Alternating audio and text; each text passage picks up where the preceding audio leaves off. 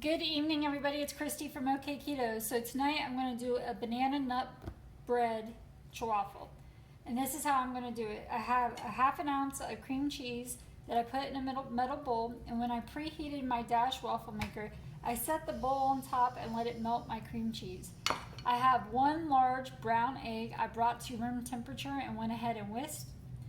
We're going to do 1 tablespoon of Swerve confectioner, 1 tablespoon of coconut flour, 1/4 teaspoon of ground cinnamon, 1/4 teaspoon of banana extract, 1 teaspoon of chopped pecans. I did go ahead and chop these a little bit finer than what they come. And then 1 teaspoon of chopped walnuts. I buy the walnut topping that's already been chopped pretty fine, and these are, like I said, pretty fine, so I don't have to chop them any further than that if I get the topping one.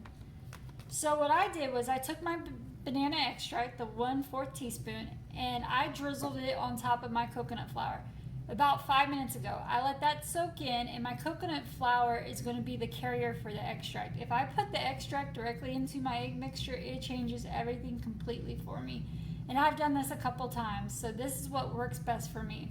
So like I said, I drizzled that on top so it can be a carrier. It's pretty well soaked in there, and I just stirred it in, made sure it got really good and in there and absorbed. So I'm going to take all the dry ingredients, which is both of the pecans and the walnuts, the cinnamon, the almond flour, and the Swerve confectioner. And I'm just going to put them in my cream cheese that's been melted.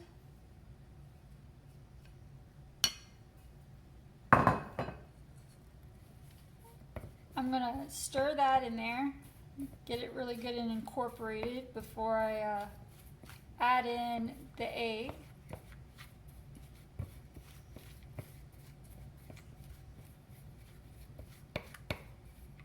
You could make this your own, like you could add a little bit more cinnamon if you would like.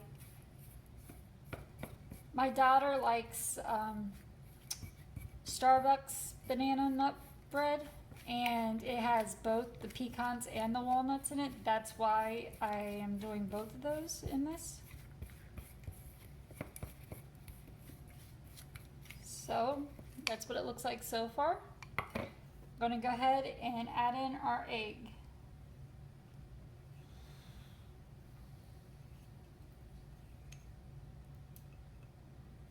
I do not have to spray my Dash waffle maker. Nothing has been sticking to it, but you can as a precautionary if you would like.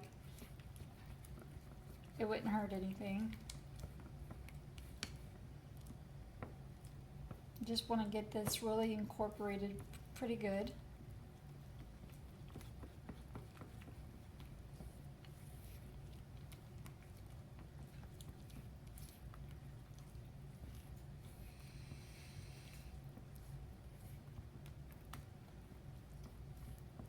And I'm going to pour half of the mixture into, well, let me show you what it looks like first, because sometimes I do that and people like that.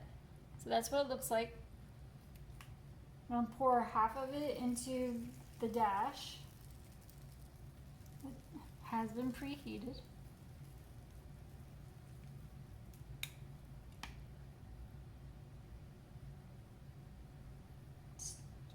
Spread it around pretty good. Close this up. When it comes out, I'm going to put it on a cooling rack. If I put it directly on a plate, the heat coming off of it will cause condensation and make it soggy, and I do not want that, so I always put mine on a cooling rack. When I have 2 of them made, because my mixture will make 2, I will plate them up and I will come back and show you what they look like. I think I'm going to dust the top of them with a little bit more of the Swerve confectioner. A little bit of, say, Okketoh maple flavored syrup would be good on it as well. It's all up to you. The sky is the limit. It's heavy whipping cream. I mean, go to town with it. Make it your own. But I will be back to show you what I'm going to do. Just a minute. And here it is, plated up. I did dust it with a little bit of the Swerve confectioner and threw a little bit of the chopped pecans on top. You could also drizzle some Okketoh maple flavored syrup on it. That would be really good. Like I said, the sky is the limit with these. Make it your own. Let me pick one up, show you the side.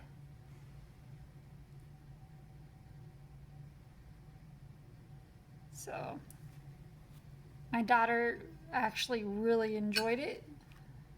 Made her one already. This one's going to be for my husband. So that concludes today's video. Thank you again for watching. I'll see you next time.